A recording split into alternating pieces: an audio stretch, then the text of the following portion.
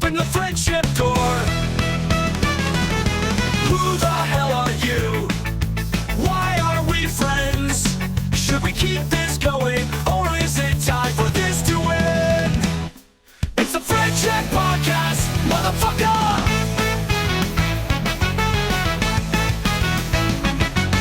Let's go read for jerks. You're the jerk. Here come the history, bitch. Welcome to another episode of American Timeline's Friend Check. This is the podcast sub-series of American Timelines where we check in on our American friends on the American social media platform called Facebook. How many friends do you have? Do you really know the people who are your friends on Facebook? Well, I'm taking the opportunity alphabetically to go through all my friends and try to have a conversation with them on a podcast and find out, why are we friends? Who are you? Who have you become since I last saw you in person? This week we have Aaron Sinclair, who I knew in college as James Aaron Tecumseh Cook, who was an actor in the theater department that I was also involved in. But he was a senior when I was a freshman, so we only were there for 1 year together. And I don't remember really interacting with him that much, but you just become friends with people that everyone else is friends with. So we had a good conversation. We talked about ghosts in the theater. We talked about anxiety and with actors on stage. We talked about robotics and bugs and the Northland Vikings, home of Dwight Yoakam, where he went to high school. I even found out how compact discs are made. We talked about Metallica a little bit. So join us for this conversation. Hopefully you find something that's interesting, especially the ghost part. And we even talk about diarrhea a little bit. So thanks for listening to this project we're calling Friend Check. This was actually recorded, by the way, in March of 2023. Sorry it took me so long to get to it, but we'll get through them all. Thanks, everybody. And please check on your friends. Who the hell are you? Why are we friends? Should we keep this going, or is it time for this to end? A new question has jumped to the top of my list. Okay. Just because I see your microphone. Do you record podcasts or voiceovers or something? I do some occasionally, audio drama work. Nice. So Yes. This is the mic I like to use for it. Yes, audio drama. That's exciting. Okay, so Aaron Sinclair is here. This is Aaron Sinclair, my second friend on Facebook, alphabetically for some reason. Pseudo-alphabetically, because we Pseudo-alphabetically established that- by first name, but not by last name, apparently, because there's 5 Aarons and it's not going alphabetically by last name on the Aarons. That's So strange. we don't know why. we're trying to figure out how and why Meta ranks the friends like they do, because we're not Is there like an little age monkeys. ranking or something like that. There's got to be an age. I didn't think about that, or how long we've been friends, maybe, or That might That be. makes sense. That makes the most sense. I mean, I don't know when we became Facebook friends, but that can't be, because the third guy I've known like really a short time, and the last guy is Aaron Vasco, who we went to school with. Like, I've known him forever, but maybe he didn't get on Facebook till later or something. See, that's Or who knows? That's a whole thing. that We can go maybe down. all that matters to Facebook is Facebook. Somewhere along this So journey. you're just here to listen to us talk about Facebook. Aaron. Let's get into the algorithms of it. It sounds very Yeah, fascinating. none of us have Yeah. a coding background. Let's go. somewhere along this journey, we'll find Well, out wait, how that. do you have a works. coding background, Sinclair? I do not. I mean, All a right. little HTML, but that's about it. Okay, hypertext All right. markup language, There you go. which I love saying. From that like 'cause- 2000 or something. yeah, I knew that. Like, probably 99. I taught myself Like something before that, style 2000. sheets. So. Yeah, yeah. CSS. I was trying to learn that, but didn't really know.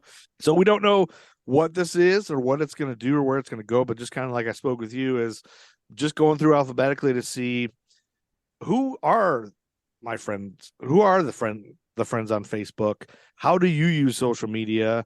Mhm. The first guest we had, AJ Foster, is a comedian, and he uses Facebook. Generally, he's going to add anybody who could lead to gigs, and that's what Mhm. Steve and I were just talking about before you joined. Is that, if I'm somebody who pays you to do comedy, and I live in Charlotte, you're in Houston, I friend you on Facebook, you're obviously going to add that, and he's trying to get better about using it for that. So part of what we want to know is, well, tell us who you are and what you kind of day-to-day who I life am. Life that's is. that's And then such a, how Yeah, you no. yeah. how do We're I gonna even start define? light. We're gonna start Right. light. Who So are you, buddy? existentially, exactly who do you think you are as a person? Well, I know I feel like sometimes we'll get people who are I am right today. I am a waste management professional or something, and I won't know that, but and then we can get into how you know us. But I figure we'll start with you and how you Yeah. use social media. Like, are you somebody who just adds everybody in the world? Like, No. Well, maybe I guess it's evolved over time. Maybe to go back to the first question, who am I? Yeah. Aaron Sinclair, full name James Aaron Tecumseh Sinclair, and I'm sure we'll probably get into that. So it's And Jats. Jats is what a lot of people in town here call me. Do they? Yeah. That's pretty fucking cool, man. It works. It's better than Jatsy back in college because my last name was Cook back then. Yeah. So that's one of the first things I think right away we want to bring up, like the name thing. Yeah. How is that a sensitive subject? Like how it changed and why your name changed? No. It's pretty strange. Like I guess it kind of goes off into a couple different tangents because it's like, why do you have four? Yes. Right. And I've never known. That's a thing. Like I didn't choose it. You know what I mean? Like I wasn't born. I was like, you shall have four names. They just I always thought it was a decided that. stage name. I thought you chose to do that. No, that's a totally legal binding document my biological parents gave me. Really? Yeah. Like you've been James Aaron Tecumseh Cook as a child up until college. Yeah. As an elementary school student, you were Yeah. James Aaron Tecumseh Cook. Yeah. Holy cow! I was way off on that. I totally thought because it's a theater. I knew you as a theater person, an actor. Right. Totally thought that was like a fun stage name. You came No. Yeah, wow. James is my well, my parents divorced when I was very, very young. So my biological father, his name was James Cook. Okay. And his father's name was James Cook. And I want to say there's another James Cook 5 back too. Oh my god! And so it became he'll be a James Cook, and somehow it didn't end up with a third or fourth, like James 6, like 5 names on some level, right? Yeah. But my mom wanted to call me Aaron. Well, actually, she originally wanted to call me Eric. But there's a whole side story on that. So Aaron was the name that I would go by. Tecumseh, I'm still trying to figure that one out. Like they told me when I was younger that my paternal grandfather wanted Tecumseh in the name because I was related to the Native American Tecumseh. Okay. And I mean, looking at me, the hot hat It's Scottish. obvious. I mean, it's clear. No. It's clear. Although there's picture, if you go to the Ohio Museum down here in Columbus, I stood next to the picture of Tecumseh, and big resemblance. We're both human, so that's kind of cool. You got some eyes in your head and a Yeah, we mouth have on your eyes. face. Eyes and mouth. Right. So that's why that was in there. When we did some ancestry research, though, there was no, at least at this point, there's no DNA showing that relationship. So it's kind of weird why that would be. Although my grandfather's grandfather is James Tecumseh. So it's like maybe it was a throwback to his own grandfather. Yeah, Which I think is kind of cool. Yeah. Okay, that is so interesting. So that's the 4 names thing. And I mean, like I would never go by James, and God forbid Jim, especially since the divorce. Like I'm not going to be James. Yeah. So Right. I'd be Aaron, but the records would always be James. Mhm. And so how do you reconcile? And it was always 3 names, not 4. And like, how do you reconcile it's actually me? So it's like a weird, this is me. This is, you know what I mean? In the official record, as if 200 years from now, people be like, well, I got that thing from that James Aaron Tecumseh, and it is legit. That is really him. It's no forgery happening. Yeah. You can pinpoint him all the way back. Well, because and then seeing your Facebook, honestly, seeing your Facebook name is Aaron Sinclair, it took me a second to realize who you were, even when I was going through that. I was like, who? Because I doubt. I mean, I don't know when you changed that, but I assume we were friends on Facebook before you changed it to Aaron Sinclair. I would guess. So the Sinclair was right before my first marriage. She was a women's studies major, and we had a long conversation about patriarchy and pushing down the male last name and that sort of stuff. But I wanted to have a common family name, Right. and I didn't like hyphenates. So you have to have that kind of discussion. And she had actually changed her name in the past before, and she was considering a bunch of options. And one of them was St. Clair, and I have Sinclairs in my family. And so it made sense to go Sinclair, and we'll both take that one. So you guys Nice. both changed your name to a new name. Yep. Love that That's idea. cool. That's So cool. I worked with a gal whose last name was, oh man, it was Gross, and her partner's name was Roman. And when Ooh. they got married, they became Groman, which was one of the coolest things I've ever heard. Like they both changed their names to and they combined their names, kind of like a Benifer type of thing. Like And then- Voltron. Yeah, and then when they Exactly. adopted kids, their kids were all Two it was of yeah them. like Voltron. They were like Voltron to me, and it was really cool. I always thought that was cool. So hopefully, I can connect them. Yeah, I love that kind of thing. Okay, so that's where Sinclair came from, a marriage, and it's not a hyphenated. Because can you imagine if it was a hyphenated? Right. How many names you'd have now? Like Right. Just I got 4 that had 5. You could maybe add a 5th in there if you really wanted to. but you're still James Aaron Tecumseh Sinclair. Yes. I mean, And legally. Jats is a cool thing to say, I would think. I mean, Yeah. do people call you Jats? Yeah. My wife doesn't call me Jats. She doesn't like that people call me Jats as much as other people like calling me Jats. But some people, they do. Which is totally fine. Like it makes like that one word that's your name, like Madonna, Jats. That I can understand that would be simpler for some people, especially if you don't know. Just call me Aaron. You know what I Right, mean? right. So that was your first wife that you guys did that, Mhm. and you have a second wife. You've since Correct. been divorced and remarried. Now Mhm. is this new wife named Sinclair also? Yeah. Okay, so there's The old wife went back to her original really last name that she had changed it to before she met me. Nice. Yeah. So she Wow. went back to that. okay, okay, interesting. Which is fine. But you have children.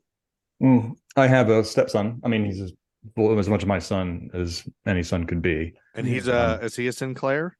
He is not. He is not. Okay. That's a stepson. That's with your current wife. Mhm. Cool. Okay, but you didn't have kids with the first wife. Okay, No. gotcha.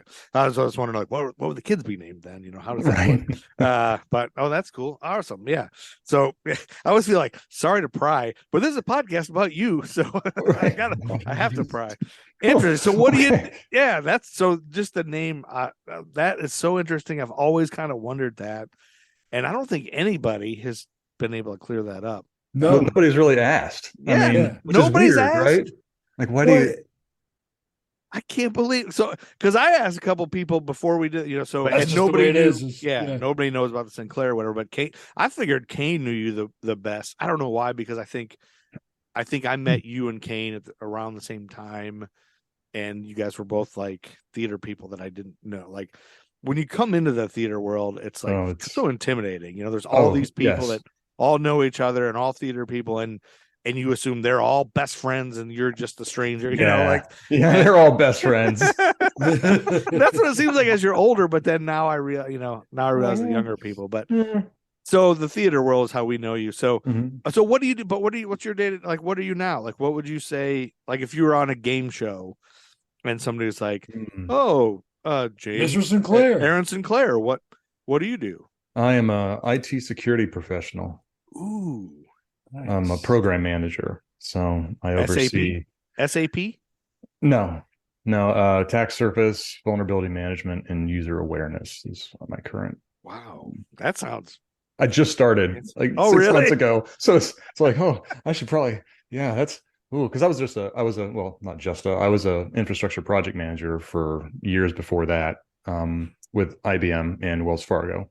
Oh wow! So got into IT after school. I did the requisite acting waiting tables. I mean, you kind of have to do that. I did that in college too. So did some of that, then went into manufacturing and worked nights in a plant, manufacturing DVDs and CDs.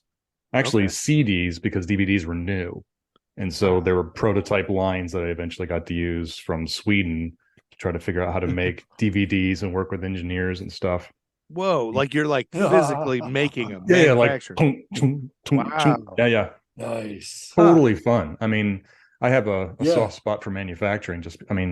You're making widgets, and it's like from nothing to something physical. And these physical things contain stories and music and information. Archives. Yeah. I mean, it's totally wild, and it's optical. Scrolls. Yeah, that's fascinating. Like, I mean, and this could be the rest of the podcast. Just tell us how CDs are made. How was it? I know it's optical. You have to make it an optical reading. I mean, that I've never met anybody that's made CDs and DVDs. That's whoa. It's a pretty interesting process. We didn't. I was in the replication line, so before us, obviously people would do their music. It would be recorded on a digital format, and they would use a laser, I believe, in the mastering process to. It's almost like a vinyl where you inscribe the digital, binary onto it's it. a higher end. It's like the blending of vinyl and magnetic tape. Yeah, but and it goes it's on like a fucking I want to say like a super dense foil, but something. Yeah, it's like a piece of metal, and it's like about this big, I want to say, if I'm remembering right. And they would very carefully hand these off to us in sort of a clean room environment sort of way, and we would slap them into injection molding presses and run some samples. And so the injection molder, the plastic would come in, injection mold onto the master, and that would engrave that material onto the plastic, and then send it over to it was your master a mirror? What's that? Was your master was a mirror? Was it a mirror? Just it's beautiful. They had like it's not electrolysis, but I can't remember. Anyway, so the piece of plastic would go into a cathode, and there would be an aluminum or gold. I don't remember all the terms. It would sit underneath the cathode, and when it would fire, it would make particulates of the aluminum or the gold that would go on the CD. That's why they're silver. Okay. And then it would go out of there and then go through a spin coating, so it would protect that layer, and then go through an optical reader, and then go out and make a bunch. I mean, you'd click them through so fast. It was really fascinating. That's wonderful. It's fascinating. That's wonderful. And every time I hear something like that, I realize how stupid I really am. Like, I don't know how anything works. Like, well, it's you have a different focus. It's not you're stupid. It's just How would you know? Like, I didn't know. Yeah. Well, canning beer. Like the first time I saw at a brewery, like how, oh my God, that's how that works. I had no, but I'm just so caveman at heart. No. But yeah, that's so interesting. How do they do that? How DVDs are even more interesting because they have two even thinner discs, and you shoot material between the two and smash them together. So you have double the information. Yeah. So there's double. So they're on top of each other. So it depends on if it's a DVD 10, a DVD 9, or a DVD 5. So a 10 would be the two-sided ones that we used to get, and the 9s are like there's two sides, but they're facing the same way, and the 5 wouldn't have information on the other side. Wow. And I guess Blu-ray is probably, I have no idea. Similar. You don't know. That's before my time. you were their Blu-rays. Yeah. I mean, that's the thing. You had to work with what you had at the time. So that's what you did before. But that was before you got into IT. Right? Yeah, that was my first real job. The Blu-ray contains more information on the input laser because it's a blue laser, whereas a HD DVD is the red laser, so it's shorter, so there's less information. Really? That's why it's blue versus red. I'm guessing. Red. This is such an informational podcast. I smoke a lot, dude. It'll never be that again. Right. This is the most information I'll ever be on this, probably. So how does this work? So you're in Columbus, Ohio, you said? Near, yeah. So are you in? Well, I don't know. What? I'm just outside, like west side. So what? So are you in like a suburb of Columbus? No, totally, are you in totally different time. No, I'm way on the west side. I'm like, you probably don't know London. It's a small town. Yeah, I think I've heard of that. I mean, I drive. So I live in Charlotte, North Carolina now. Steve's in Bowling Green, and I sometimes drive. Well, once or twice a year, usually twice a year, I drive back up to Toledo where my mom still lives. So I go there all the time. So we go cut through all those, Chillicothe. So you're an IT professional, and you have a stepson and a wife, and you live all together. How old's your stepson? He's graduating college soon, so that gives you an idea. What college? Mount 17. He's like Doogie Howser. No, I'm sorry. What did you say? What college? Mount Vernon. Mount Vernon. Okay. Where's that? In Ohio. Oh, it's in Ohio. Okay. Yeah. Close by? No, it's a few hours. Okay. But that's close enough. I mean, what's the mascot, the team mascot? The fighting. I don't know. Fighting Vernons. So he must not play any sports at all, right? No. Is it Mount Vernon University? Nazarene. Are you looking it up, Joe? Yeah, just because Okay, well, I have a thing where I he need has to an know. obsession with I have an With obsession mascots? with mascots. There's and something you team want to talk about? I colors. mean, Well, not it Not doesn't like a have to be about furry me. thing. It could be about Not a you. furry thing. Their team colors are green and blue, home of the See? Cougars. There you go. Home He's of the happy now. Cougars. That's all he needed to know. Well, that's not quite all. I also need to know if Oh. I can find it. Notable alumni, That's sorry, I forgot. which I don't see on this website. So this must be this is a small school. Not that that's a bad thing, but Not that notable people don't come from small schools. well, that's annoying. So high schools are that's my big. It's more high schools are my thing. Then. So what high school did you go to, and what were the team colors and the mascot? Well, I lived on the north side, so that was Northland. And ours was green and gold, Vikings. Oh, Our rival was Beechcroft. you were the Cougars. Northland Vikings. Mm-hmm. Fitting. So you're Fitting. from Columbus originally? Mm-hmm. Yeah. Okay. So your notable alumni include Dwight Yoakam. Yes. Wow, Dwight Yoakam went to your high school. Wow, I don't think I know many. Trey Burke played for Michigan, basketball. Basketball? Player. Yeah, basketball player. I know him just because my family's Michigan fans. And then Fly Union, a musical group. Have you heard of that? No. Sorry, that's a thing. I just maybe we'll bring this into this podcast. I'm going to tell you more about you than you know about you. This Well, is I mean, fantastic. This can tie. This is how it ties into American timelines. Yeah, then that's a 'Cause podcast. You know, this is one of the things. We're part of a pod. This will be part of a podcast family. So, okay, so you do IT, and you're not somebody who, but you don't just add everybody on social media, right? You add people you've met before. You remember, like us, we're friends on Facebook because you remembered us from college, and that kind of segues into how you know us. We all went to Bowling Green State University, and we're in the theater department. And I'll just start with what I really remember from you. I remember seeing. I think one of the first plays I saw when I got to BGSU was Run for Your Wife. And you and Julie Carr just stand out. I don't know that I could name anybody else in that. Really? There was Brian Wright. There was Dave Chapman. Brian Wright. That's right. That's right. I remember Brian Wright was like a lead, but Ian, you were so great in that. Justin Tharp was in that. Oh, Justin Tharp was too. Okay. All people that, like, again, if we have them on here, they're people I never really knew because I was a freshman. I was coming in. You guys were older, kind of getting ready to leave, but you were so great in that. And this is one thing I said to the guys ahead of time before I was interviewing you is you played a gay guy with a Hawaiian shirt, and you were so good at that that I honestly thought you were gay. Like I had no idea. Okay. You were. Yeah, you did until such relatively a good job. recently. Oh, until like just what? I had no seriously. idea. Come on now. I didn't think he was serious at first, and I've known him since we were children. I don't think we really interacted much between that and college. I mean, we were in the same areas, but I don't think we ever had a chance to really.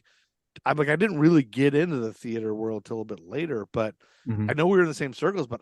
But I also assume everyone in theater is gay. Like I just assume everybody's gay first because it's theater. There's so many gay people, but you were so good at that I was honestly, when anyone was like, no, he's married, whatever, I was like, oh, I don't know why he was just so good. I remember that role, I guess, so clearly. And I think I was just so new into the college theater world was so intimidating to me. And it was like a big play. It seemed like a huge play in a huge world that I didn't know that I could fit into. I definitely was intimidated and didn't think I could fit in. That play was so good, I thought. And Julie Cargis, was that when she was Lofty? Like the Lofty. Yeah. So every time I saw Julie Cargis after that, was only like 3 or 4 times. Yeah. I would say Lofty, and she would always laugh and crack up because I didn't know if she even knew who I was or anything, but I would just say Lofty to her because that was so funny to me, and that play was so well done.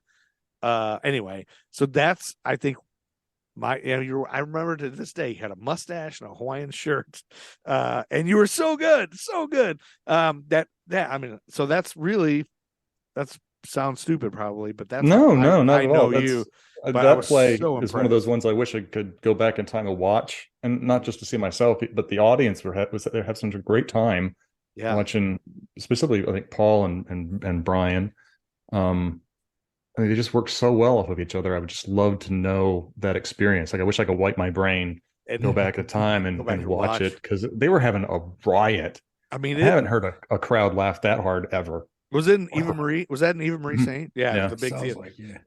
So for those of you who don't know, listeners, at Bowling Green State University, there were the two biggest theaters at the time were Eva Marie Saint and Joey Brown. And they're both small compared Neither of them to exist. the world. They don't exist. They don't No. exist anymore. They don't How many exist anymore. seats was Eva Marie? Was that like Hmm. 500 or 700 or I never worked anybody house. have any idea? I'm gonna guess I 500. like you're good at estimating seats. If you think, like if you remember like 500, I'd put it definitely between Well, I know now 350 and 5. Yeah, it's definitely 5. At least Well, 5. There you go. at least 5 because Joey Yeah. was like 300 or something or Really? 200 maybe. Yeah. And Okay. I It was remember, big. and now that I'm in the theater, Yeah, I've Eva- worked for a yeah. performing arts center. Yeah. I'm blown away that those theaters seemed huge to me, and I'm like, oh, these aren't even the size of our small. Like Joey Brown was like smaller than our. Well, Joey smallest- Brown is like was a wonderful little basement It's theater. like a little black yeah. box. Yeah. Like I love, like, my favorite theaters. Nothing against Eva. I really enjoyed the main stage I got to do, but I really enjoyed Joey, and Elsewhere was my favorite. I absolutely loved Elsewhere. I love the different flavors of spaces that we had access to. Yeah. I feel like I missed out on not being able to perform in Joey or elsewhere, because I loved seeing the shows in those spaces because they're so intimate. We're doing classes Yeah. in those spaces. Yeah. Doing a scene on Joey, the audience is right there. You have a little bit of space, and it's just I don't know, it's just cozy. Yeah. So were you a theater major? Like, were you in theater Mhm. your all 4 years, or was that you just dabbled? I was a creative writing major with a theater Nice. minor. See, I didn't know that. I just assumed you were a theater major. And Mm. kids, if you're listening, you can be a creative writing major and still work in IT and make. That's right. Oh gosh, yes. Yeah. Yeah. Stay So in don't- school. Get that paper, kids. That's why I think kids That's are so right. scared now. paper Like leads to paper. my son's 17, he's getting ready to go to high school or college, and he's doing computer engineering in high school, and he realized I don't want to do this, and he doesn't want to go to college because he doesn't want to do computers. He wants to be an entomologist now all of a sudden. So it's like, Oh, okay. I want to work on bugs. I want to be outside. I don't want to be inside of the computer. That is fair. Yeah. So I'm Yeah. like, you know what? Us. Money's not everything, and who cares? But you also don't have to decide right now. If in 5 years you decide you don't want to work on bugs anymore, you can always Right. go back to the IT. So that's Yeah. Well, Skills, he can carry on the IT through certifications while he absolutely. follows a passion in the sciences. he's already certified in like a few of them from high school. Exactly. 17. So he's, let that kid play with bugs. Yeah. Yeah, that's be what I told him. outside, Yeah. enjoy the fresh air, play Go with bugs. outside. Yeah. All the skills are going to translate. I mean, if he's into sort of dissecting bugs, understanding how bugs work, how their interactions are. I mean, computer networks are very similar. Yeah. You dissect those, attack surfaces, and That's a good point. I'm going to And early and the way we're moving in computing, fluid Mhm. computing, is our most effective robots are already based on bugs. Are already, once we can find the link, once we can figure out how to get our small robots to communicate like fucking ants, we're fucked. We're screwed. They're gonna eat us alive and take over our brains, and we'll be the meat puppets. be sure to pass that over. I don't know what's going. Pass me some of what you're smoking. No, but it's totally true. Then he could use the biomechanics of bugs in robotics. I mean, there's a clear connection between computers and bugs. So Jats, would you say your main job is? Is your job exist because of hackers and things like that? Are you that kind of security, like protecting hackers from Mhm. getting information, Yeah, protecting data. protecting data and things? So I just found out Chick-fil-A just got hacked. Is that your Did fault? they really? Is that your fault? No. Well, that's cool. So because that's a big job. My father-in-law was in the reason I asked about SAP because he was doing securities for. He didn't like it either, but he just wanted to make some money and be done. And so he did that for a while. And he hated it, but he was good at it. Whatever. So, that's interesting. Okay, so we've dabbled into who you are and what you do now, what your day to day is, and you live in Columbus, outside of Columbus. Are you in the office 5 days? I work from home. You work from home all the Mhm. time? Mhm. Nice. I've been lucky enough to work from home pretty much. Oh, you're going to see a cat here for a second. He's an ancient cat. So pets. That's what we should ask about is pets. If I don't appease him, then What's your you cat? might see him. That's Cayman. You might see him. He's an orange fluff at some point. He'll start Oh, meowing. Yes, I love cats. little marmalade. How many Yeah. pets? How many pets do you have total? Just the one right now. We Just used to the have one. 2 cats together, but he passed away back in 2019. Oh, This is, I don't know if you can see. Yep, I can see his Is he a little head. bit- Yeah. That's There he friggin' is. Garfield right there. That's Garfield. So he's going to Kanan. be, now I'm Dr. Evil, right? Oh yeah, now you're Dr. Evil with the cat. I'm talking, so he thinks I'm talking to him. Oh yeah, of course. Yeah. So you can course. talk if you need to talk in a baby voice, that's fine. It's going to be Yeah. okay. I love you so much. You stink. So Yeah. What was the do you- question? Steve, do you remember when you first met Jats? I remember the first time I saw him. I saw Aaron. You were James Aaron Tecumseh Cook at the time. And then, well, both times. The first time was I Hate Hamlet. Oh, one of the okay. one of the performances you guys did. The high school we went to sent me, a friend of ours, Ruck, and I want to say a couple other people to see it for like a junior achievement type deal. And there was a little Q&A afterwards. And it was around the time that fucking Gibson's Hamlet came out. So there's okay. a TV and scenes were shown. And I don't remember who directed the show, but they did a talk because we weren't the only high school kids there. I think Scott directed that one. Okay. I do know that I am pretty sure we were the only unattended high school kids. Like everyone else seemed to have parents around. And You guys are mayhem. yeah, well, we were tightly packed in the corner. And then Was that where was that at, Steve? What that theater? was it was It was Eva. Eva? And then on 4th floor was the meet and greet type thing. And you went to that too? Yes. And you Was got I to there? What? Was I there? I don't remember. I think you might have been, but I don't think any of the students that were there got to talk. I think it was I think it was mainly, I don't remember that much other than I remember seeing you and I remember the behind the couch effect where like pillow fluff flew up. The only reason I remember that is because McKeon told me about her doing that later, years later. That's Maggie McKeon, right? Maggie McKeon. Who? And then the second time, I the don't know what her name time is I now. actually met you was auditions for CD players that following fall. Really? Yes, because I Auditions? got in Auditions for what?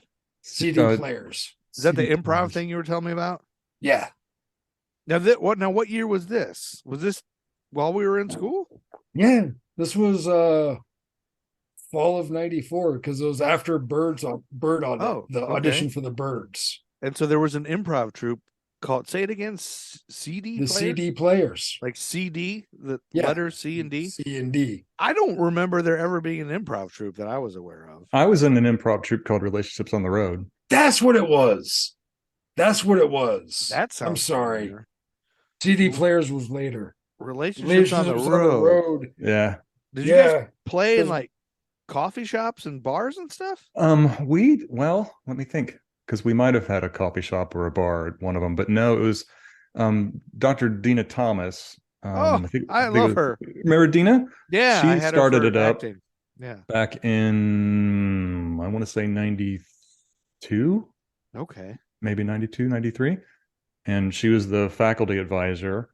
And the purpose of it was to improvise scenes that were related to social issues. So you could have a scene about losing a parent, or you could have a scene about a first date, or a scene about safe sex or whatever the topic du jour was. AIDS was a big one back in those days. Yeah. And so we would go to different schools and do performances. I think she threw in musical numbers. That's right. Oh, we had to do like Billy Joel. Was it Billy Joel? I remember Smith had a thing with Total Eclipse of the Heart. Yes, he did. Turn around, and Yeah, everyone was in a turn around. circle, and he was in the middle. And yep. Mhm. I remember that too. Yeah, that was a lot of fun. Yeah. Is that Jason Smith? Yes. Okay, gotcha. Yeah. Yeah.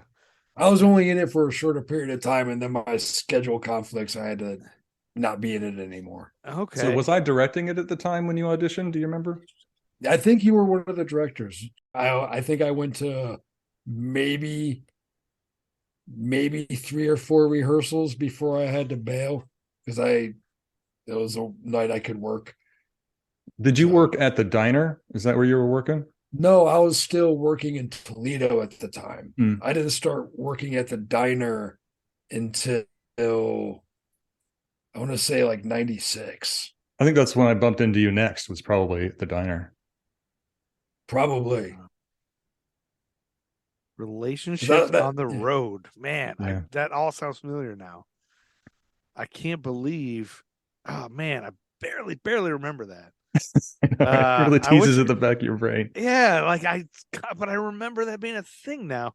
There's so many things gosh, you always think if I had it all to do over again, I would have been more, I would have done more, I would have, there's so many. You'd have been a contender. That would have been a contender, yeah. So many things I had the opportunity of, and so, that's interesting. So now is a chance for you to tell us, like, do you even know who the fuck we are? Like, I mean, it really makes sense because we were underclassmen. So for us to really, us know you better than you know us. But I didn't know, when I reach out to you, you can be honest. And the other thing, I don't know if I prefaced this whole thing with the beginning. If there's any time when you're like, hey, fuck you guys, I hate you guys because of this, or you guys piss me off because of this, You can bail. No, Just fucking hang up. well, you can't bail. Don't be offended. No, What? but at any time you can say, I really don't like you guys, or I didn't like this about you, or you pissed me, or you were always a piece of shit. Anytime, and if we need to apologize for anything, let us know. Cool. gosh. I'm gonna tell everybody no. that. Yeah, no, I can't think of a lot of people I'd have that kind of reaction to from the theater department. Yeah. Not that I would Yeah. say on general broadcast. Yeah. Oh, right. Yes. But no, I have sort of fleeting memories. It was a super busy time, doing classes. We actually went to school, which is weird to think. Yeah. Yeah. They gave us grades and we turned in papers allegedly. Allegedly. Yeah. Yeah, that had hi. Yes, this is what he does. Okay. Yeah. For those who are listening and not watching, my cat is rubbing my chin. And it's very endearing. It That is cat very loves endearing. you. Yeah. He does. I am his world. But you Anyway. graduated. What year did you graduate? 95. 95. Oh yeah. So it was a very short time. So Yeah. So I So it might would've have been bumped into you, 95, Joe, at a cast party, but I knew Andy. yeah. So you So know I my think- brother better. Yeah. Yeah, and I saw you perform in one of the Pink Coffins flicks that Ank did. Right. That's right. Yes. We're all part of the Ankian cinematic universe now. Yeah. Yeah. Yeah, we Yes. The ECU, baby. That's right, baby. are. Yeah. So you graduated like spring of 95? Summer, but essentially, yeah. Summer, essentially. So we didn't even start BG till fall of 94. So it was only really 1 year that we overlapped. So that makes sense why we kind of it's all fuzzy. Yeah, We don't two really ships know. in the night, and there was, there were many cast parties and other various parties, and a lot more It's a small town. imbibing at that point. Yeah. It's a small environment, and it took me a long time to get, where I knew anybody or talked to anybody, because I was, again, like I said, I was sort of intimidated by everybody and was just like, I don't know anybody. I don't know if you're so insecure coming out of high school. And like, Yeah, I felt the same way. I mean, Yeah. I get the same way even now, or even back then I got the same way, because Mm. I'm pretty sure I had some level of anxiety in most social situations, just kind of looking back on behavior and how you cope, and you smoke or you drink or whatever you're doing in Yeah. You're in large groups of people that you don't know, and you don't know where you fit in. And I totally get it. I think that's a very common thing for a lot of people. And I think it's funny with a lot of theater people. It's funny you wouldn't think that would be a thing because everybody just assumes you're a theater person. You are outgoing and out there. But like when I was in college, I couldn't walk into a class late. Like if I was late, I would look in the door and I just couldn't open the door. And I just I had that anxiety about everybody looking at me, but I could get on a stage with 500 people on, but it's like, you're not yourself. Like I'm not me here. I'm me. Like I can't I remember Franklin Himes. You probably knew Franklin Himes, right? That name's fun. An older guy. Yeah. An older guy. He was my acting teacher, the second acting, whatever it was. Was he in Macbeth in 95? I think he was in Macbeth because I've heard like a real methody guy. Yeah, I've heard stories like I know Franklin sitting under the stairs crying. Yes. Like he was also the hands of Knight Rider. Like if you watch the beginning of Knight Rider, he's the guy. Credits of Knight Rider. He's the guy driving. He was. And if you look him up, you can look him up on IMDb. And he was in a movie called Death Shot, which we rented one time. Because it was a Spectrum. It was hilarious, and he was actually really good in it. But it's a terrible movie. But he was like a villain that was shooting people. But so I remember him telling us in class that he's got an anxiety disorder thing, and that if you see me outside of class and I don't acknowledge you, it's not because I don't like you or anything. I have to assume a character to be able to walk on campus. I'm that anxious. Like I can't be Franklin Himes, and so I get that. With an actor, So I don't know if he's still around, but man, I'd love to find that guy. Like I can't imagine he's still alive. Maybe he is. I don't know, but there should be a study done on that sort of thing. The prevalence of anxiety and depression in the arts. I mean, I imagine it's got to be above norm. Yeah, there seems to be a concentration. It's like a coping mechanism. Oh yeah, it really is. And the desire. Like my wife and I both thought of this a lot. Like, the desire. There's got to be something with the need and the desire to be on stage with trauma you've had or anything you've lived with, or what is the need? And because we've both gotten to a time in our lives now where I don't really need to be on stage. Like I do comedy every once in a while, I'll do stand-up, I'll host, but I don't desperately need it. If tomorrow somebody else said I'm going to host the show, I'll be fine. Right? Yeah. I don't, and I'm lazy about writing comedy just because I'm like I don't have the. I did a play probably, I don't know, 2018 or 17 maybe. And it was fun, but I barely got the lines of being an older person now. And I had a lot of anxiety on stage. Like I had a almost full-blown panic attack during a monologue. My head was thinking, what if I fuck this up? What if I freeze? What if I can't? And I'm reciting this monologue. All I could do is live in my head like I could fuck this whole play up right now. What if I just leave stage right now in the middle of this monologue? I ruin this whole play. What if I'm, and I'm standing in an audience full of people staring at me. Everybody's like waiting on my lesson. Yeah. I'm saying the lines. My head is not thinking the lines at all. Like I have no idea what lines I'm saying. I'm just saying it, but I'm like, what am I doing? What if I just can't stay? What if I throw up? What if I just leave the stage and never come back? My head's just like I'm like having an internal.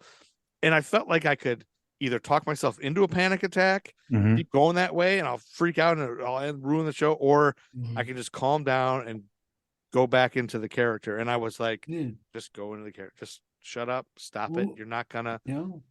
Like I could see in my head, like there was a path I could go down. It was weird. No, I dig it. Yeah. And that was like my last time on saying like the fact that you had that third person awareness of the path. It was crazy. See, that like was watching yourself. Yeah. Never once I had that in college. I would always just immerse myself in the show and not think about anything. But the joy of the early 20s is you can tap into that ego. Yeah. I don't know. I had a lot of anxiety doing performances back then. Now that I kind of look back on how the body was reacting and like that internal mental, don't fuck it up. What are you doing? Move here. Do this. Do they see this? Are you emoting? And then you get angry at yourself. Really? I mean, it can be very stressful. And, on the one hand, you're trying to be not you, which is sometimes easier. And you're trying to have an emotional connection with a group of people.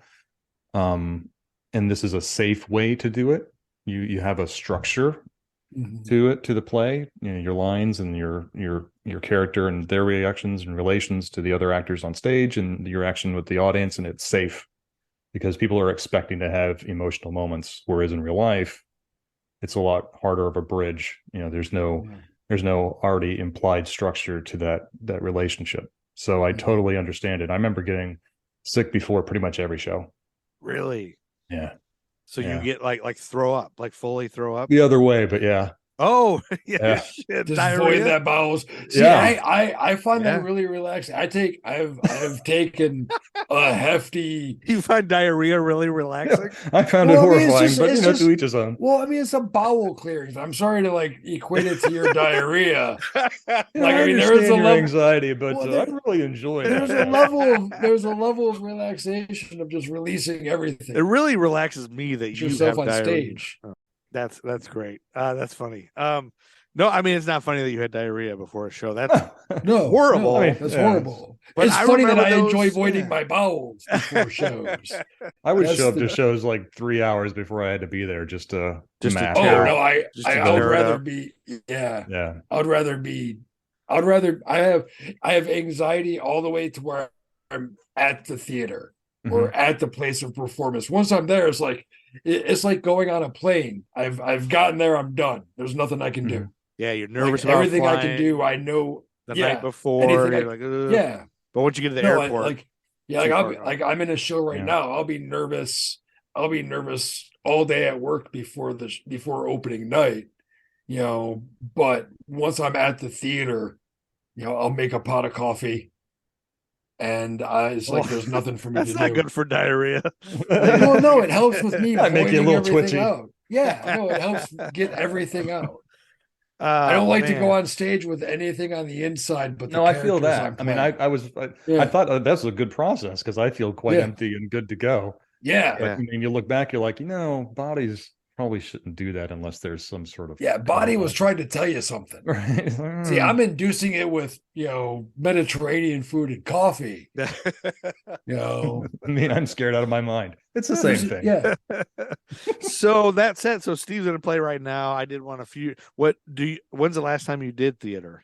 Theater, 2017. I Okay. did The Lion in Winter. Got to play Henry. Nice. Oh, So that was- beautiful. That was sort of theater in the round experience too. So it wasn't up on a proscenium, wow. and so the audience was right Right there there. next to us. Yeah, and it was There's nowhere to run, dude. there is That's nowhere to beautiful. go. Yeah. yeah. Yeah. It's almost Oh. film-like in that way. Yeah. People kind of can zoom in and really see those intimate moments. Oh, yeah. Yeah. And they can Yeah. zoom in from anywhere. You don't Yeah. know their angles. Yeah. Yeah. It was Oh. a real pleasure to be able to do it. I wish more people would have seen it. I mean, it's local theater. Sometimes you get an audience of 50, sometimes you get an audience of 10, sometimes it's 100. Yeah. Um, Where it was- was it in Columbus or what? yeah, it was what- SRO Theater Company. Okay. I don't know that they're around. The director that we had actually passed away during COVID. Oh no. So I think it was probably scuttled before that. I think he Oh, had that's actually moved to terrible. Chicago at that point. Wow. But Oh, it was a great show, and I feel lucky that I was able to do it. I feel privileged I was able to do it, and it's probably the hardest thing I've done from a line perspective. I'm not great at accents, so yeah. doing accent work and trying to make sure that was right mostly. Yeah, it was a very challenging experience. I'm glad I did it. I don't know if I could do it again because, like I think Steve, you were saying, or maybe Joe, like you get to a certain age and it just gets a little mentally harder, especially Yeah. big. I mean, I was on To stage hold that the whole stuff time. in. Oh, yeah. Something big like that. Well, I remember being in college and at Huron, the Huron Playhouse, and parents and grandparents, uncles and whatever who would come see the show be like, "How do you learn all those lines?" And we always thought that was funny. We always that's a joke. Isn't that funny that everybody's like, "Can't believe we learn all those lines." Like that's the least of our, the hard part of the acting. It's like getting in the character, or whatever. Like that wasn't the hard part at all. Now I get why they said that. Absolutely, it's Because terrifying. I barely got the lines in the last couple of shows I did, and Oh, man. some people didn't even get them. Like it Oh, was dude, like, I did a production of Twilight where I found a way to justify just completely dropping most of the monologue into guttural sounds and reactions, just right in the middle of it. Yeah, it got the point across. It's avant-garde. But oh no, there was a lot of movement and light based in it too. It was already a lot to ask of an audience at that point. So well, and that's just it. I mean, being mid 40s and like the memory is really going. That's another reason why we're kind of doing this. Kind of I came up with the idea is that every day I notice how much less I remember about everything. Like, yeah. Like there's people I talk to every day and I'll see them. Like I've known this woman 10 years. I know her well. I've had, I've gone out to dinner with her. I know her really well. I know her and I'm afraid to walk over and talk to her because I can't fucking remember her name. Dude, I felt like that in school. I don't know what you're talking about. Oh, really? Oh, no, I've names been like that in my me entire life. I Oh, know man, I am it is shit so with hard. names. I know. That's why And I'm good with nicknames, Oh, yeah, or a context, right? But if you just meet somebody, you're like, oh, I'm going to remember in just 2 seconds. And you're like, well, I can never talk to that person again. I can't ask for their name. Yeah, or it's too late. Yeah, sometimes it's too late. Like I've talked to this person too much than to, Right. It's too much. Like you've been too friendly and you're having a really great connection, but I can't ask their name now. So, like now I have to have known their name. So now you think I hate you. Yeah. But now it's funny, like people I really know well. Like it's always been a thing where the people I don't really know, but now I'm noticing like people I've known really well. Like, why don't I remember? Or they'll tell me something like, "Oh, I remember when this happened, you did that." And I was like, I don't have any goddamn memory. So part of my thing is like, I'm just gonna we're gonna connect with every single person, record it all, so I can always go back reference. 30 years from now, it's gonna be Joe's last tapes. Right? No, he's gonna be sitting alone in a room. Before you did that, YouTube videos, bananas. Right. Just checking back to my reference. So before that show, how long since college? Like, did you regularly do theater before that show, or was there a big long break too? No, I did. Let's see. I got out of school. I did Huron. Okay. I needed those 12 credits. Yes. To get out of school. Yeah, the free A. Yeah, right. Nice. And I think I did. Jason Smith directed The Odd Couple in Hilliard, and I did Murray. I was the cop. Oh, cool. And that was back in 05, 06, something like that. Oh, okay. Okay. Well after we were in school.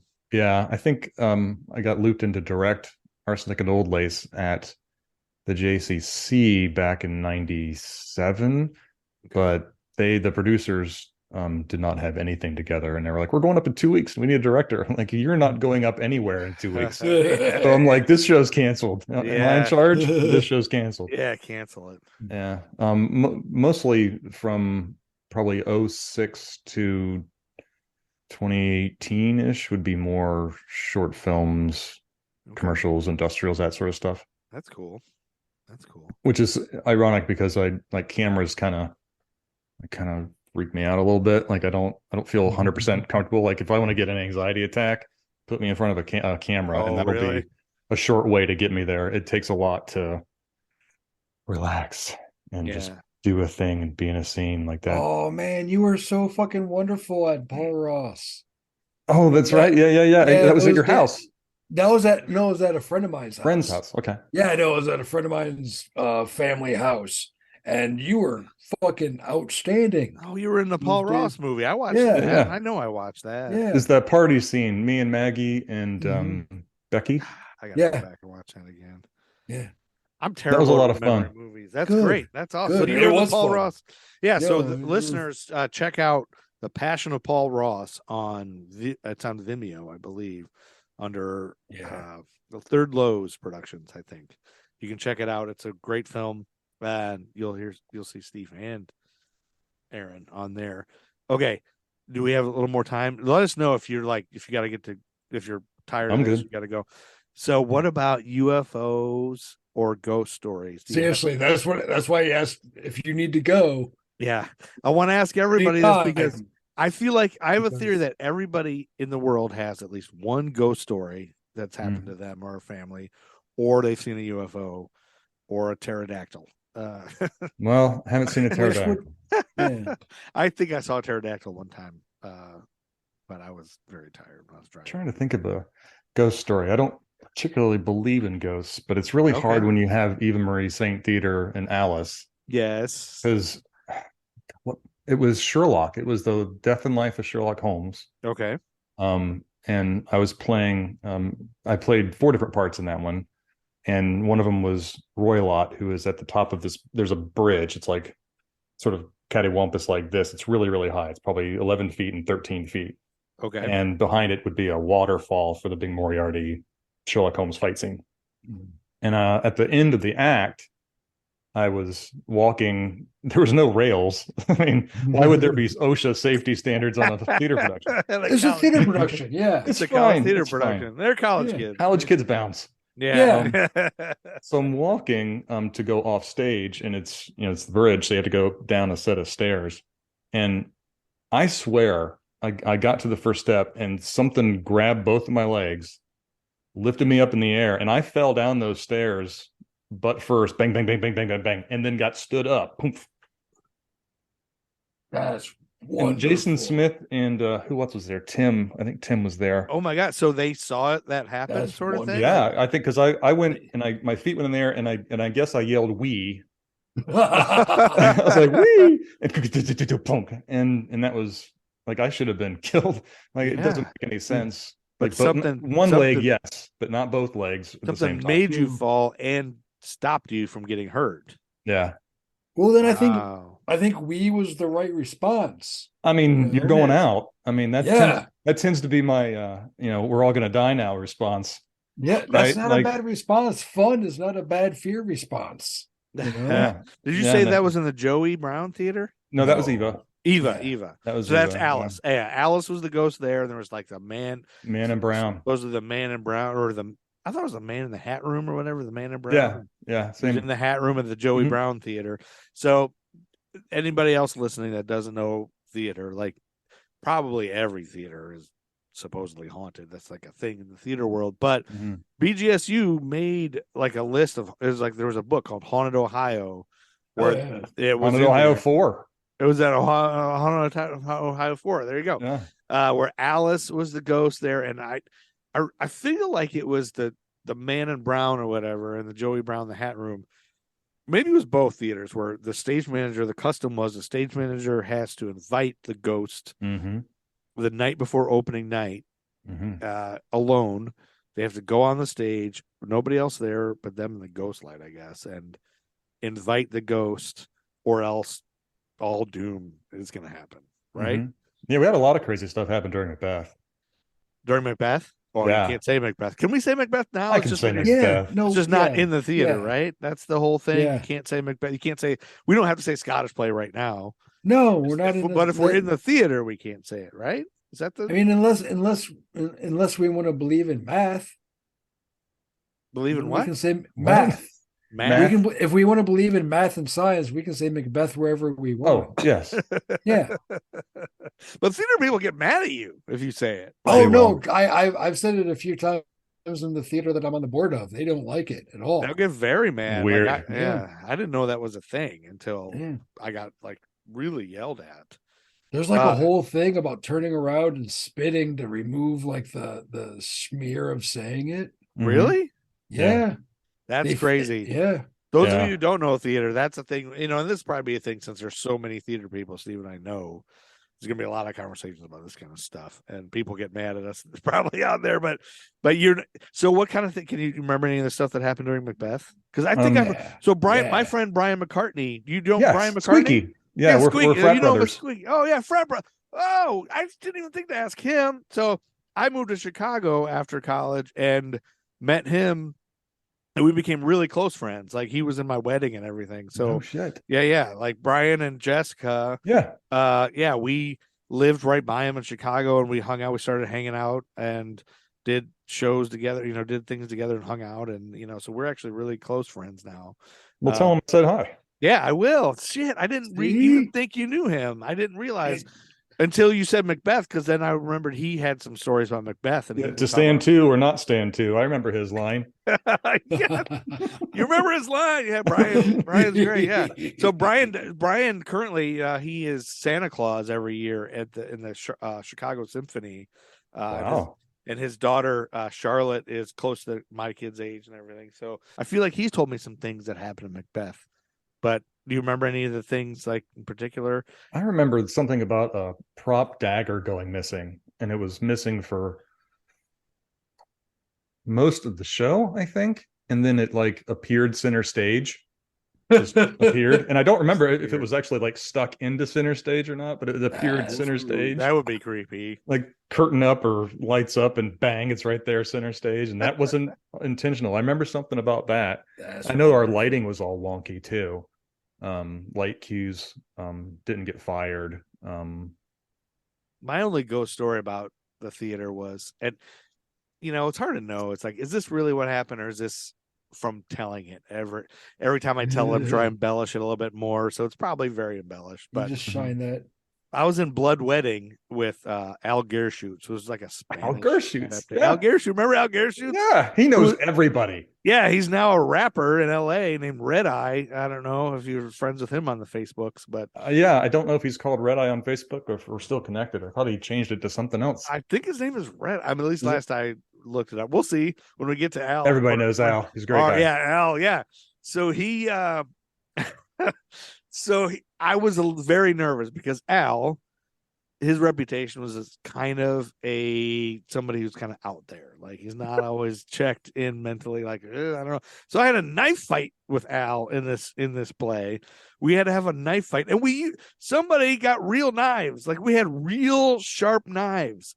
That should not have been the case in college, but we had real knives. So I knew, like, if one of us fucks up, there's a real chance for injury here. Mm-hmm. And I think back, like, geez, in the 90s, like, no way could you have a real knife. Like, that was terrible. No, there was no excuse then to have a real knife either. No, they really shouldn't have. And again, maybe I'm remembering it wrong. Maybe when Steve Boone, Brian Bethune directed it. Oh, yeah. Brian Bethune. Remember Brian Bethune? Hello, Brian Bethune. I am Brian Bethune. Hello. An umbrella just appeared in my hand. Oh, here's a black hole. And that's the things we used to say. Like he was like a magical. My head will just smash. Oh, hello. My head is gonna pop off my body and fly away now. Hello, I'm Brian Bethune. Anyway, I'm friends with him on Facebook, so that'll be a fun episode. And I'll ask him about the knives. Maybe he'll correct me and be like, no.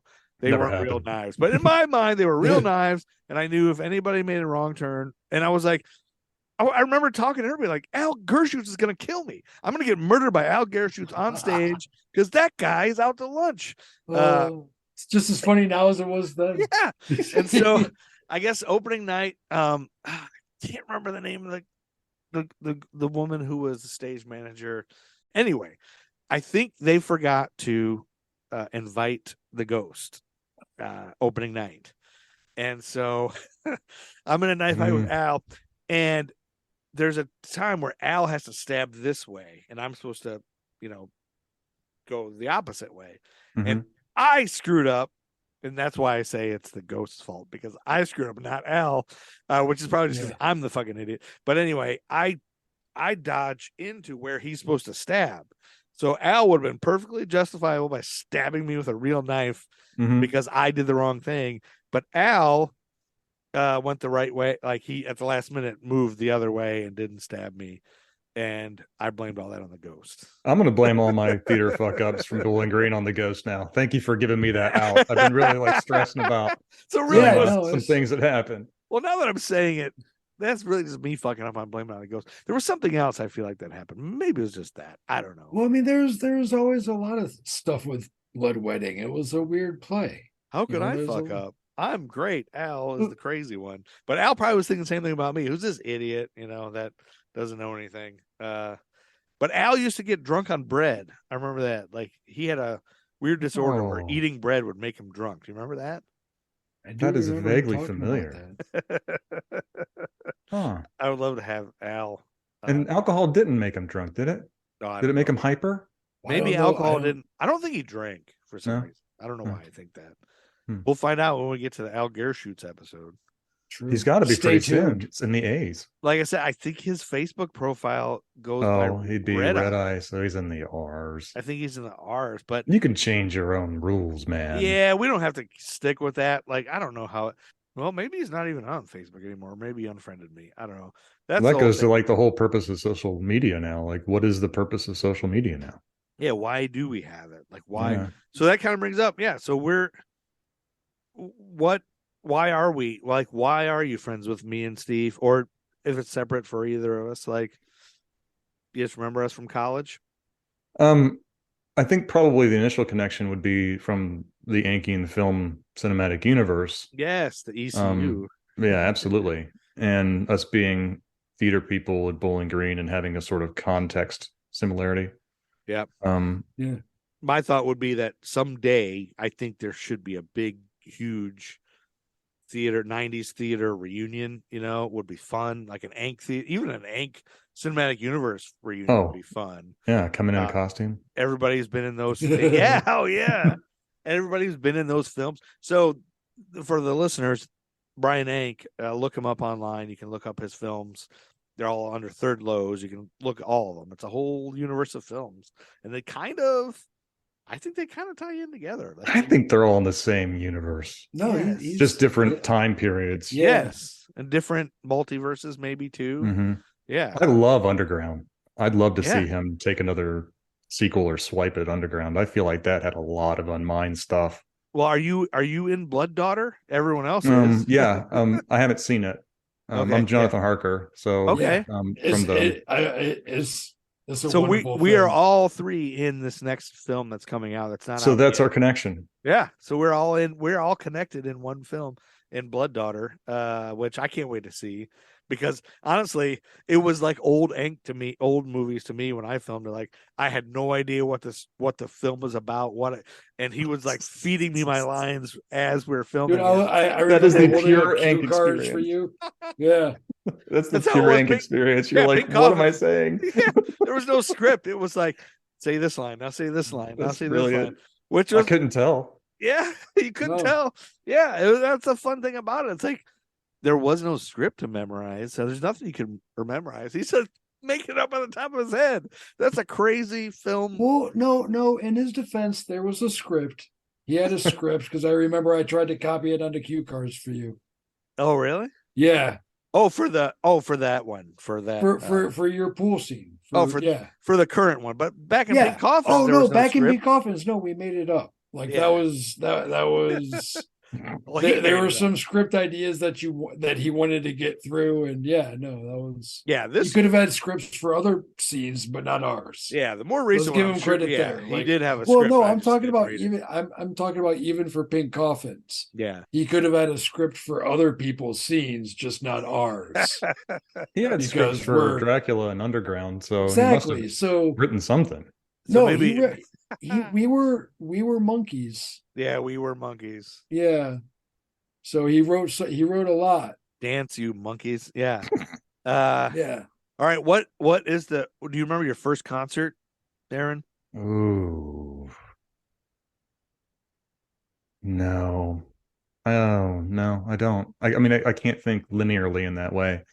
Like, the first one that comes to mind is what was it, Metallica and Metal Church and oh, that was the Black Tour. I saw them in Blossom on that. Okay, okay. So I'm not crazy. And what was the third group? There was a third group, and it was before those two. Who was it? It wasn't. See, Misfits.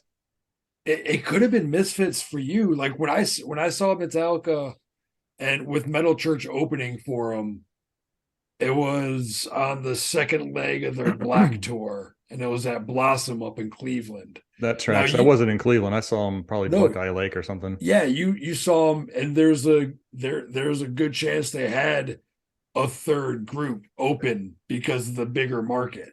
Mm-hmm.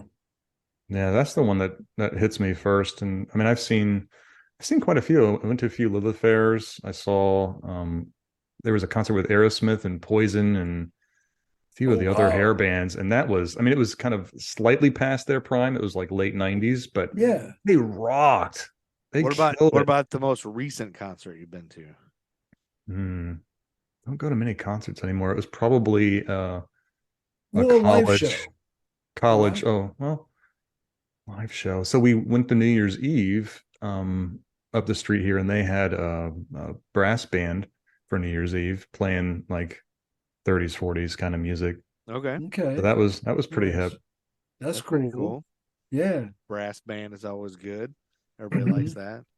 That's cool. Yeah, that was just something I just threw in the last minute. It's like, I want to know what people are seeing. What are you checking out live?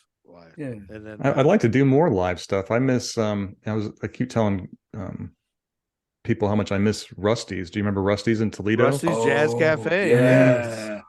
Yeah, I loved that place, and I was so sad to hear that it was no longer there, because I would love to take people to old Rusty's, and because they had that fireplace right here, and then they had the the stage up front. It was kind of dark but not too dark, and they made great Long Island iced teas, and you can do marshmallow s'mores at the fireplace listening to jazz. Exactly. Oh. They had a wonderful coffee. Oh, yeah. They just had a wonderful dark brew coffee. And Rusty herself was so nice. Yeah. I mean, super nice. That's wonderful. Yeah, places like that are now few and far between. If you find a good jazz cafe, man, support it. Right. That's the thing. Yeah, we have a little jazz. There's a monthly jazz, they call it Jazz Room at the Performing Arts Center I work in. And it's just a cool feel. It's a cool vibe. They kind of transform a small black box theater into a jazz room. Dude, once I love it. And it's just I'm cool. going to steal that idea. I want to steal that idea. Well, the people that started it, they were displaced. They were from New Orleans, and they were displaced during Hurricane Katrina. They came to Charlotte to escape the hurricane, and then they just stayed here. And they made it a jazz. Like the Charlotte climate's got to be like the climate you want New Orleans to be. Yeah. There's a lot of people, I think, that did that have come here. Charlotte is such a weird mix of people from everywhere. Like, it's booming, isn't it? It is. It's the sixth largest city in America. I don't think it's 6. I think Matt we're Truman, just past Ego San Trip Francisco. is the greatest band of all time. See? But it's the highest. It's one of the highest growing. It's probably the 6th highest or fastest growing, because people are moving. I don't know. I think because people from the east, from the coast, are tired of the hurricanes. They're moving west into Charlotte, and people from Florida are tired of Florida, and they're moving north. And people from the north are tired of the cold, and they moving down. So there's a lot of tech in that city too. Oh yeah. There's a lot of banking, and tech and finance. Yeah, right. So yeah, I have a good friend who moved from Florida from high school, and he works from home, works in banking. So what he's saying, Aaron, is you should look into the Charlotte market for a job. Yeah, come down to Charlotte. I'm also trying to convince every single person on this podcast to move to Charlotte, and we'll start one giant. I want all my Facebook friends to live here, and then we'll all just start a big. Well, I mean, there's a lot of small towns, and you get enough of us spread out in these small towns, we can just link them up and be a political movement. Or just a new, like, let's start a production company, a giant Hollywood. I remember hearing I was trying to figure out where to go after college that North Carolina is supposed to be the next Hollywood. Like California's going to just break off and go into the ocean and all the mudslides and everything, and everyone's going to move to North Carolina. Everyone tries to guess. But I think North Carolina, we do get some film. I think mainly because we are close to New York. It's a non-union area, so everybody can do it cheaply. And there's like Charlotte is a bigger city, so there's streets that look like New York, but then a couple blocks over, it can look like the mountains. It can look like Hazard County. It's cheaper than Atlanta. Yeah, cheaper than Atlanta, but it does get warm here. But anyway, so that's. I think my last and final question is now after this conversation, this is probably the longest conversation you've had with either of us. Yeah, I think so. So are we? I've enjoyed it. Are we friends? Absolutely, we're friends. Are we real friends now? Yeah, I think we're real friends. Yeah, we have a lot more history to cover. Yeah, there's a lot more. So I would love to. I really want a cast party for Blood Daughter, and I know he did the premieres, and I know Hank was not happy with the turnout, but we wanted him to have a Charlotte premiere. But yeah, I wanted to make it there, but my father passed away recently, so I wasn't able to make it out. Oh, I'm sorry to hear that, man. That sucks. Yeah, it sucks. Yeah, so that's. Boy, I totally bummered though. No, well, that happens. That. Hey, he's in a happier place. I did not poop, and it's fine. So good. No diarrhea on that one. No diarrhea. I'm going back to the anxiety. Yeah, that was a callback. Yeah, but you did not poop in the film or at your father's funeral? At the funeral. Okay. I was like, where did the poop come from? All right, we'll edit that part out. It's Did cool. you It's did cool. you have to speak at your father's funeral? Did you have to do a eulogy? No, I did not. He was a retired homicide detective and retired Whoa. Air Force, so they did their thing. Whoa. Oh my gosh. Homicide detective. You grew up the son of a homicide detective? Yeah, he's seen some shit. He was also on Vice too. Whoa. Yeah. Wow. So you probably did you hear stories or did he not talk about it? No, I probably Yeah. saw more stuff when I did an industrial with the Franklin County coroner back in 06, 07. Really? Because I mean, morticians, coroners, they all have a quirky sense of humor. Yeah. They were like, here's some brains. Bump. Hey, have you ever seen a guy killed by a shotgun? Bump. And it's like, whoa, I still see that image of the guy with the shotgun. I'm like, I don't Yeah. think you're supposed to be showing that. Seems like confidential. I'm sure the family doesn't appreciate, and my brain forever doesn't. Or PTSD causing. Oh, yeah, oh my God. For that $250 industrial gig at night. It was at night too. Oh my God. It's funny you say that with your father being a homicide detective. You know, I instantly go to, you probably heard of these stories. Like my stepdad, when he passed away, like I knew him as just this goofy guy that always talked about gas. All he ever wanted to talk about is gas prices. Like when I would talk to him, he would talk for 2 hours on gas. He would name the gas prices at every local gas station, you know, in the vicinity. I go over here. That's all he ever talked about. But then after he died, you know, and my grandma too, the same thing.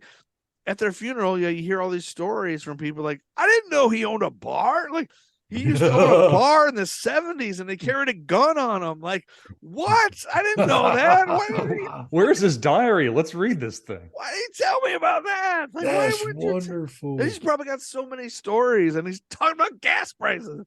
And then like my great grandmother, or she wasn't my great grandmother. We called her that because she was so old. She was just my grandmother, my dad's mom. All we knew is we'd have to go sit on her couch every once in a while. We'd go visit my dad's mom, and she Mabel. Mildred, Millie Hart, Mildred. Okay, Grandma Hart, Hart. Okay, my dad's mom. She would sit and watch golf, and then my dad would argue with her about politics, and we'd have to sit there as kids, like elementary through middle school, and just wait to leave. And she would kiss every one of us on the way in and on the way out on the cheek, and it would hurt. She'd go, "Give Grandma smooches." And it would hurt your cheek. It would like hurt. And then she drew on her eyebrows and thought this crazy old woman just sat and watched golf and smoked cigarettes. And then at her funeral, we heard these amazing stories about how her husband was abusive in the 40s, and she took her 3 children and ran away from him and drove across the country by herself from Ohio to Arizona to get away from this abusive asshole husband, and stayed there until he died. But she had to like fight him off and my goodness, take them and raise them by herself across the country.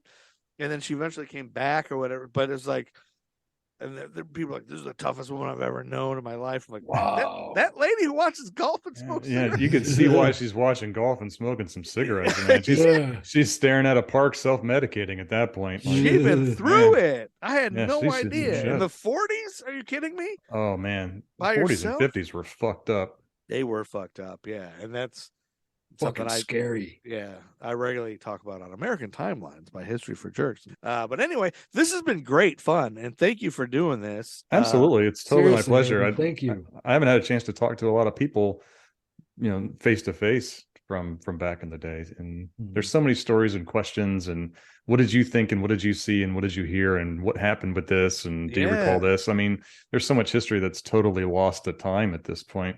It's just fun to kind of recap and go back, and we're also older now, so we can kind of have some grace with ourselves on the picture. And we all realize we were just children then, so it's like it's even if you have wronged somebody or did something wrong, like it's so long ago, we can all be like, yeah, I was a dumbass, I'm sorry, kind of thing. But not that we had that much interaction then. But I would love a big old giant like Theta party or something like that with everybody that was there, that we did shows with, because you really form a bond in shows with people, and performances. And so I would love for that to happen, and maybe this is an impetus for it to happen. The more people we connect with it.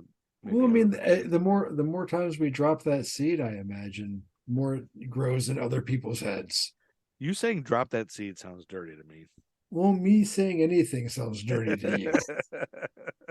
I just have that tone. You could always have like different like cast groups too, if you can find cast groups to talk about. That might be similar. Yeah. I don't. It doesn't necessarily have to be that just about the show, but if you grab, you talked about Run for Your Wife. You can That's grab it. I would love Schultz, to make that reunion Ryan happen Wright too. and That could be a side RJs. thing. Like, yeah, Julie. Like, I think Diane, her Diane Whiter was in her that last too. name. Yeah, I think there was another grad student too. Mark. Was Mark. If I had Facebook right in front of me, I know exactly. Yeah, Mark. I see his posts all the time. Mark Burnett. Yes, that's right. Yeah, I think he was in that as well. Yes, I do think so too. Right now, I'm remembering. So it's probably mean of me to say I don't remember anybody except for you and Julie, but you were so memorable in that. I mean, it was just. I mean, obviously you were the comedy relief in that, so you were that was a great part to have. I still have one of the sponges, I think, somewhere. Really? Yeah, I'm a prop stealer. I'm sorry, I'm a prop saver. I'd say. Yeah, that's awesome. That's a cool thing. Prop masters give me stuff, and sometimes stuff just happens to need secured in my car. So well, I mean, it finds a new home. Right. Like, I have Moriarty's can, cane. right? I have pieces of the waterfall. Nothing wrong with that. Is there anything you want to plug? Do you have anything going on that you are like, hey, come check out my No, actually. I mean, film. if you go to distressfrequency.com, you'll see some of the audio dramas that we've been working on. Kind of slowed down during sort of the post-COVID stuff. Mm-hmm. But we're just starting to crank into some. So I need to do actually some writing for that. To get it cranking in. So are you in charge of that, or you work on that with other folks? No, Tony Goines is the producer for it, and a lot of local folks, actors and stuff. I wrote one of them and directed one of them, which is Dinner Party, which is I think the first one that was released. And then I'll have bit parts here and there. Well, this is I want to cool. write a few.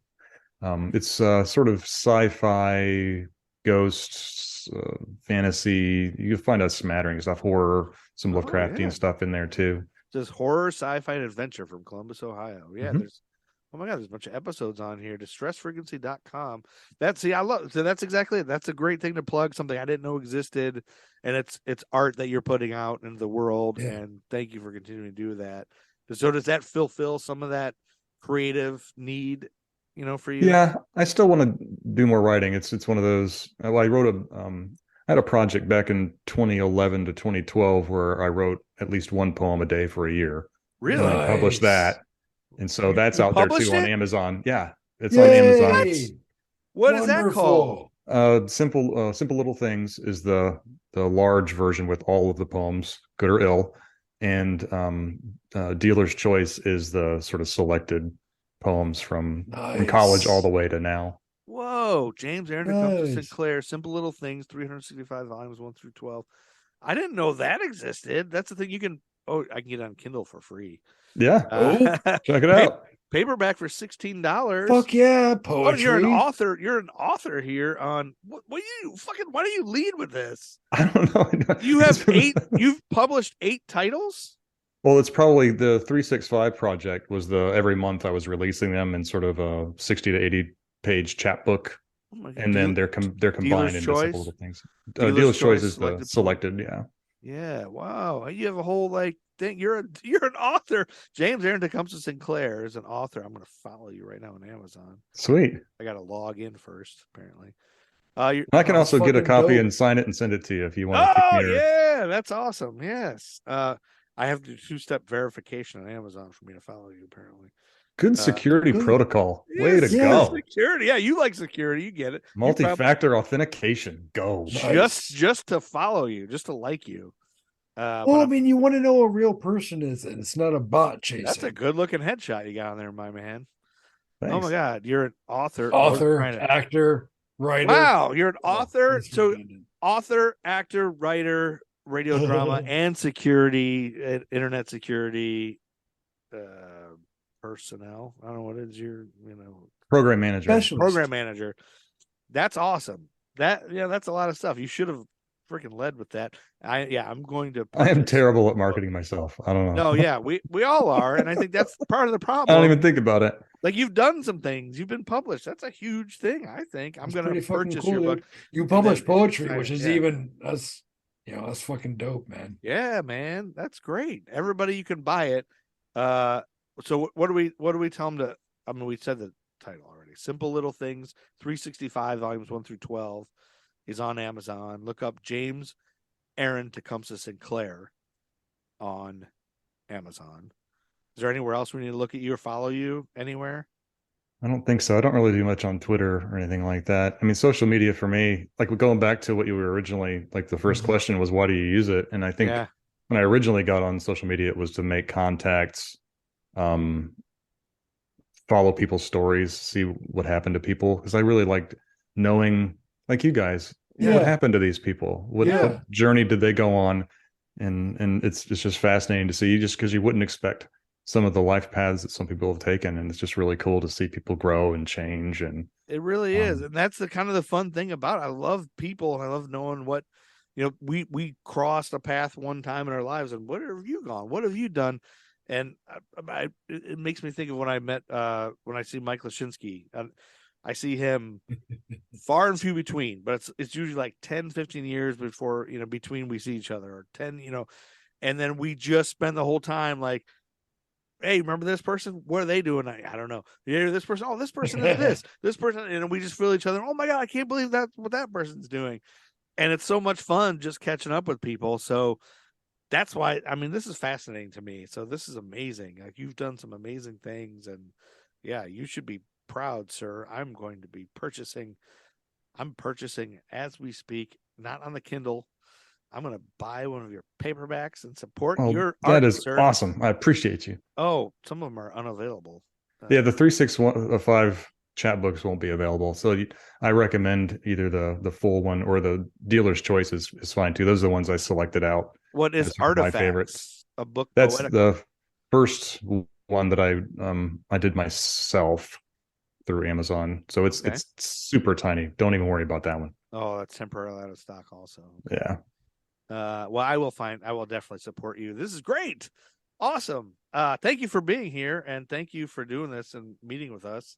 Thank you for having me. And thank you for taking the time. Staying our friends. Yeah. And now we're even better friends. Yeah, we're better friends now. I think so. No UFOs though. You've never been abducted by aliens or anything? No. Dang it. I know. There's still time. I want to see something weird in the sky. Yeah, there's still time. There's still time. You live in Ohio. Weird shit happens. Yeah. Right? It's Ohio. Happen. Yeah. You know what? I'll say I'm going to be through the Columbus area in I think July. So I would like to stop and man, say hello. Let me know when you're swinging through. We'll grab lunch or dinner or whatever. Yeah, man, for sure. This is great. All right. Anything else? Anybody else have anything? Steve, you have anything to add? No, I mean, I think we covered everything. I mean, everything? No, not everything. There's so much more. Yeah, we didn't get into the whole extra dimensional space between UFOs and ghosts. Well, and Gruff, you didn't show him your Prince Albert. Well, like I said, I took that out a bit ago. Oh yeah. And no one really. I mean, you can show people an extra hole in your penis, but I mean, no one's really excited. Go. All right. Oh no. I was instantly regretting bringing that up. You should. My eyes. You almost saw your penis. Anyway, well, it's Sunday night. I'm sure you have better things to do. Thank you for your time. And I don't know. We got to figure out a way to end this. We never figured out last time. How do we? And scene. Or wait, what about and friendship? Oh. Friend check. We checked. And I like it. I like it. They with a little check. Yeah, nobody can see what we're doing. Yeah. No, it doesn't matter. They Friend can check. feel it. Friend check. We're thinking about friend check or friend dip. Like we're dipping in. We're like friend dip. Friend dip. That's a whole different thing. That sounds gross. Yeah, that's probably a sexual thing. Yeah. Friend check. We checked in with our friends. Check on your friends, everybody. Check in with your. You friends. should check on your friends. Yeah, and that's what we're doing. We're checking on every single one of our friends, and that's how we'll do it. All right. All right, I'm gonna stop recording now if I can find out to stop recording. Okay. Thanks for listening to that episode of Friend Check, the American Timeline sub-series. We'll be back with 1942 very soon. But before that, Gruff and I recorded a special episode about Pearl Harbor. So look out for that too. Talk to you soon, Tom Heads. Thanks for listening. Whoop, whoop. Get out of here, Chuck Berry. I can't wait for Friday night, so I can go out on the weekend and ruin my life. I'm gonna drink and drive and crash my car. I'll tell the policeman that I'm a star. Yeah, 'cause you and me, we're birds of a feather. Yeah, we only like the bands who worship the devil. Yeah, you like to drink the blood of the goat. Now, baby, I can tell. So take my hand, let me lead you down the hell. Yeah, it's the Friend Check Podcast, motherfucker. History for jerks, you're the jerk. Here come the history, bitch. Thanks for listening to Friend Check by History for Jerks. Check out historyforjerks.com for all the cool shit, you beautiful motherfuckers. Gruff and Loud Show, Nerd School Podcast, American Timelines, and of course the Threadless Store featuring a Dabney Coleman hat. Only a total dipshit wouldn't want a Dabney Coleman hat. History for Jerks. You're the jerk. We bring the history.